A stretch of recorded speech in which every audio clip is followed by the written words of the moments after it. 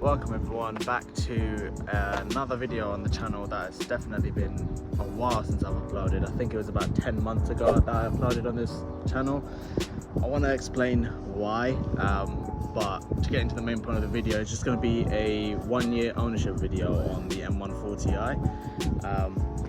I've had it for a whole year as of last week, but I've only made about 3 videos on it in a year, so it's time to start explaining.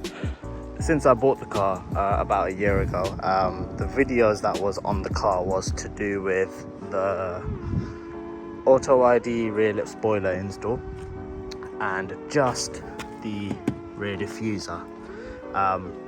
Everything else on the car was completely stock, so what you're seeing at the moment with stuff like the tips, the badges being black, and everything else that's not standard, that's been done to the car but not really made a video of. And the reason for that was just because, one, laziness. I kind of just didn't want to do YouTube for a bit, because this is actually my second channel. I ran like a gaming channel for years, and I still, on that one, I'm inconsistent in itself as well, but it just kind of carried on over with this channel. I found it a lot easier to just sort of do the mods because I was so excited to do them and to get them done so quickly, and I just couldn't care about the camera anymore. And also, it wasn't all laziness, to my credit. It was just a lot of stuff came my way in terms of like just usual life stuff, nothing bad or anything, just the usual sort of stuff that things just got in the way. Had events and things to do, and obviously while also working a full-time job, when the weekend comes over, and especially when the weather is awful, it just does not make me want to get up and do a YouTube video. So I get really like easily sort of discouraged, because it's a lot of effort. I'm sure anyone who does YouTube knows. But what I want to do is, I no longer want to talk about that, because I can assure you that I'm coming back to making videos. I'm doing videos on the car, and I've got some big plans for the car which I'm going to explain at the end of the video. But I just want to get onto the M140i. I'm actually going to start from the front of the car all the way to the back for what's been done that you would not have seen in those YouTube videos that I did, which was the 3 YouTube videos on collecting the car, fitting the spoiler, and doing the rear diffuser. So firstly, these canards here, they come as grey. I don't know why. No matter what color you get, these always come in grey. I've got these wrapped in gloss black. You can tell slightly because it's actually starting to lift a little in the corner, but I did this about a few months into ownership, and it's held well since. I mean, you can see a bit of an insert here we had to do because I think we didn't go all the way to the edge and a bit of grey was sticking out, but from afar you really cannot tell. But I'm not gonna lie, it's actually held up very well, minus the bird poo on there. Excuse how like dirty the car is. I haven't cleaned it yet, for a while at least. But yeah, you can see there's some lifting here as well, but either way, this is held up very well.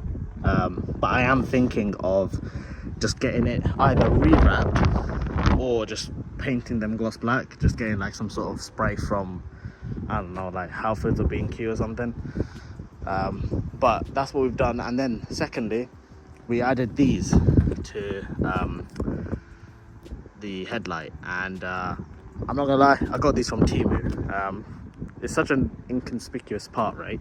It's made out of the same ABS plastic that you'd get buying it from a company here in the UK, but you pay like way less. It's not even expensive to begin with, but I just think it gives the front a lot more of a meaner look. Some people might like it, some people might not, but I think it doesn't look too bad. Got them on both sides. They're just stuck on with some 3M tape below that was pre-applied. So yeah, no, that's what we did to the headlights there. And then the biggest one is, of course, these double slide grills, and also you can probably see the blue V-bar crash, the blue wrapped V-bars, which is the crash bars. I've got them basically, they're not wrapped actually, they're basically those clamp-ons. Again, I got them from AliExpress because it's very easy to, such an inconspicuous part. The quality is not any less just because it's from AliExpress. It works completely fine. And the double slide grills in itself, I got that actually as a gift. So that was really good. I actually wanted these, and I'm not gonna lie, I kind of wish I did make an install video on these, because people will tell you to take off the strip here, undo the bolts, and shove your hand behind this thing. I didn't even do that. The single slat grills that are on here, they're flexible. I managed to fit my whole hand through, and I basically went and undid the clip, and from this side with my other hand I pulled it out. And by doing that, don't get me wrong, I lost some skin for sure, but it's a lot easier. And once you got one out, which took me about 30 minutes, but it was possible, this one then took like a few seconds because I just went around this side and just unclipped them all.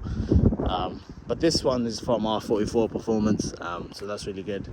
I bought some stuff from them quite a bit, but double slatted grills there as well. Going along the car, nothing's really changed with the alloys and tyres, but I got these black badges, so they were obviously chrome as standard. Bought these, I bought them off eBay, so this side, that side, and obviously the M140 badge at the back as well, and the M sort of style mirror light covers. So these are the side mirror covers that just clamp on, so they don't like, it's not an entire unit, you can kind of tell from here. Again, bought these from Temu, same ABS plastic as the sort of you get from the companies in the UK. Just thought, let me see if it's worth it, because it was like really cheap, and yeah, it fits exactly the same. It hasn't fit. I've had these for about 6 months, and the old ones were easy to take off, didn't need to take the glass off. I just used a prying tool to take the old one off and put this one on. Going around the back, obviously nothing really changed in terms of the side other than the two that's mentioned. Obviously we've done the spoiler install, so moving to the back now, just step back a bit so you can have a full view. What's obviously changed is that we've got a little black surround that covered the chrome outside the badge. That was from eBay. It's 3M tapes, pretty self-explanatory, just kind of de-chromes the car, and also the black badging. Now, I got all my badges from eBay, and the side fender ones were the exact same size as OEM, but this is actually moved over entirely to the left a bit. Not by choice, because basically the original one I masked up, and I started to take it off, clean the area, and started installing this one exactly where the old one was. But that's when I realized with my markings on the masking tape that this M and this M badge is actually slightly smaller than the original M on the OEM badge. So that just means naturally, once I had stuck this down, and I could, if I took it off, I may not have been able to use it again. I just kind of moved everything back over the same distance as this moved over from the old badge, because this is smaller. The rest was exactly the same size. But either way, it's really not noticeable. No one has told me that it sort of looks out of place, and I think it looks really good. Obviously white and black combination, and to be honest, my favorite mod we've done so far is the exhaust tips. This hasn't got a new exhaust system or nothing, it's still completely stock. The tips though are completely different. So we obviously just banged the old one out with a mallet. There's countless videos on YouTube on how to do it, and then I got these, which is carbon with a blue surround and gold inserts. You can kind of tell on this one why what it is, but this one has now sort of turned blue because of the heat. When you go for a really spirited drive, this one tends to change color a lot quicker than this one, and the reason for that is because the actual exhaust system, the OEM one, it basically goes that way, it's straight, and then it come out. This one is unvalved, so it's got no valve, and it comes straight out of this one. But the back box, it then goes through, it does obviously go through the sides of the back box, but like it's mainly in line with this one here, and then it goes to the left, and this one is valved, hence why this one is a lot more blue than that one. These were pretty easy because they've got an adjustable clamp, so you just kind of use a ratchet, put it. I didn't need to cut off the little indicator. If I show you here, you can see that I didn't need to cut off the indicator, so I just kind of went as far as the tips could go, and I don't think it looks out of place either. It doesn't look like it needs to go in further. And also sorry, that's not the last mod, because I added one of these side spats in. I got this from Auto ID, and the good news about getting the one from Auto ID is that it uses the OEM holes, because there's a screw and a sort of plastic clip underneath that area, and it just reuses it. They were the ones for the rear bumper, so it just reuses those ones, so you don't have to start drilling or nothing. And that is sort of where the car is up to date. I added these 2 stickers, and that's because I'm about to explain what I'm about to explain. But before I get to that, I just want to know, obviously, what you guys think of the build so far. Nothing mechanically has been done to the car, and the reason for that is, reason for why nothing mechanical was done to the car was because it came with a 1-year warranty. That was actually because, I'm sorry for the ring, but it was because I bought it from a BMW dealer. So when you buy a car from a BMW dealer, it comes with a 1-year warranty. And I already had to actually use it once for the handbrake clip. If you know, you know, the handbrake clip's made out of plastic. It's completely stupid. I don't know why BMW has something with plastic.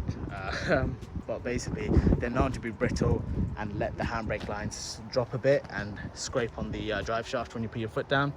So I, through my warranty, got that fixed. That was about a £460 save right there. Since then, I've never really had an issue with the car at all. So I'm not too, like, obviously the car is completely mint, no issues at all. And also to show you, the only sort of maintenance thing is obviously these tires, because of their age, despite having a lot of tread left on these PS5s, they're starting to crack here around the edge. It kind of goes all the way around, and basically that was just an advisory on my MOT. Because they've got a lot of tread left, I'm not going to change it immediately, but what I am going to do is probably change the alloys, and new tires with 4 new alloys. And I'm thinking about the 763Ms. I know everyone tends to really do that, but they are one of the best tires you can get. So not tires, one of the best alloys you can get. I really like them, and I think they look really good. There are some other alloys that I'm looking at, but really they're the ones that have got me. And the color choice is either bronze or gloss black. I keep asking people if bronze is good or not on a car like this, and I just want to know what you guys think, because I want to know if I'm going to be making a mistake or not. The good news is that if I don't like it, if I chose bronze, it's not too hard to make the color of those wheels go back to gloss black. There are companies out there that'll do that, so it's not the end of the world. But let me know if you guys think gloss black or bronze for the 763Ms on the M140i. That's sort of obviously what we've done to the car so far, but I want to kind of go into the costs really quickly before I go on to what we've got planned. And that was so obviously road tax, I've paid it. Didn't really change from last year, obviously, because it's a 68 plate car. It's only 195, so it's really not that much in comparison to other cars, especially if this car was a year older. So if this was before 68 plate, so if this was the 18 plate or 17 plate, I would have had to pay above £300 for it. So that's sort of you know, something to look for if you are looking to buy an older one instead of a 68 plate or 19 plate. Insurance, yeah, really really annoying, I'll be honest, because when I took out this car, this is actually my second car. So I only had one car before this, and that was an Astra, which I had for 5 years. So you can imagine obviously the increase in insurance, and it's completely obviously expected.